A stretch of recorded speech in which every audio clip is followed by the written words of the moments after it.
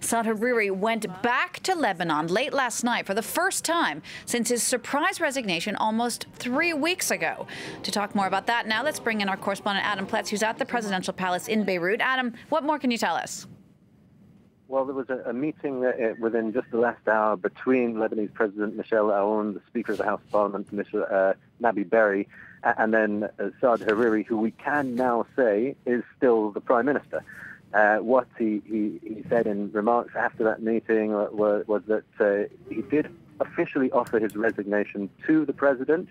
The President then asked him to delay that resignation, is how he put it, and he accepted that offer. He then made some positive comments about moving forward, working with Michel Aoun. So as things stand now, the government is still in place. And of course, that had been one of the big concerns, one of the repercussions of his resignation could have led to the collapse of the government and therefore a lengthy process of negotiations to re-establish another one, something that's always difficult in Lebanon. What Hariri did mention, though, and this has been a sort of condition of his since he gave an interview almost 2 weeks ago now, in which he repeatedly mentioned that Lebanon's disassociation policy, that Lebanon must adhere to that. That's something that was agreed to in 2012 by all parties here.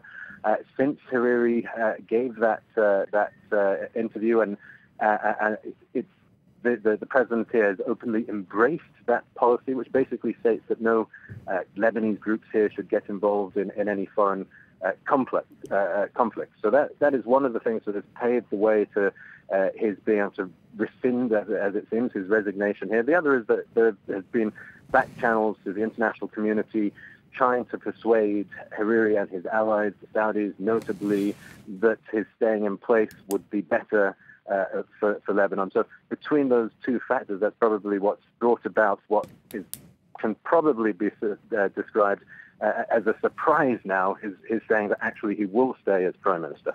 Now, Adam, it has taken 3 weeks of political uncertainty in Lebanon to actually get to this point. And just to remind our viewers, Hariri said he was resigning in an announcement that was made from Saudi Arabia. Adam, if you will talk us through a bit the conflict that's really going on within Lebanon, outside of Lebanon, between Saudi Arabia and Iran. Mm-hmm. Well, it's more than 2 weeks since his resignation now, which was unorthodox to say the least, having been made in a foreign capital. During that resignation, he made lengthy comments attacking Iran and their allies here in Lebanon, Hezbollah, who he described as only an Iranian tool to expand their influence in the region.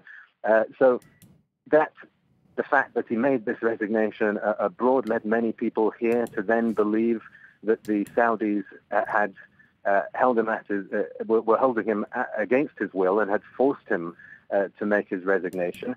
Perhaps at first that was taken with a pinch of salt, but it gained credibility the longer that he stayed in Saudi Arabia, until the point that the president had publicly stated his belief that he believed that Hariri was indeed being detained, as he put it, in Saudi Arabia.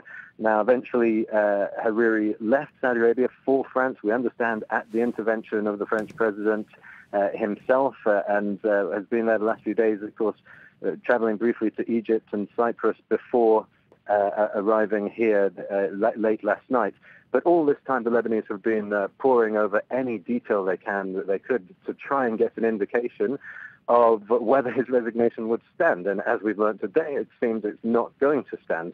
But what's really at play here is the bigger feud in the region between Iran and Saudi Arabia. You have on the one hand Iran supporting Hezbollah, on the other, Saudi Arabia supporting Hariri and his political movement, the Future Party, each of them blaming the other of having too much influence in Lebanon, at the same time seemingly openly advertising the fact, as it were, that how much influence they do have. The very fact that Hariri's resignation took place in Saudi Arabia, the very fact that Hezbollah echoes the stance of Iran on virtually all their stands. So that's what's really been at play, much more than a simple domestic feud.